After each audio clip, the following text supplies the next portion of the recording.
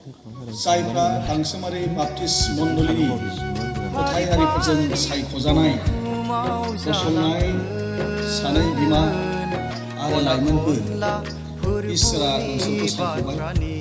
नोंसोरहा बयनिख्रुइबो गोनांसिन बिबान नोंसोरहा दिनै मोनबाय। मानोना जाय फिसाफोरखौ नोंसोरो दिनै शिक्षा होगोन, जाय फिसाफोरखौ नोंसोरो दैदेनलांगोन, जाय फिसाफोरखौ इसोरनि बाथ्राजों गियान होगोन, बेनो जोंनि मण्डलीफोरनि इयुन जोलै, इयुन दैदेनगिरिफोर। बे फिसाफोरनि गेजेरजों जोंनि मण्डलीया गेरेमसा महरै लुफुंजागोन।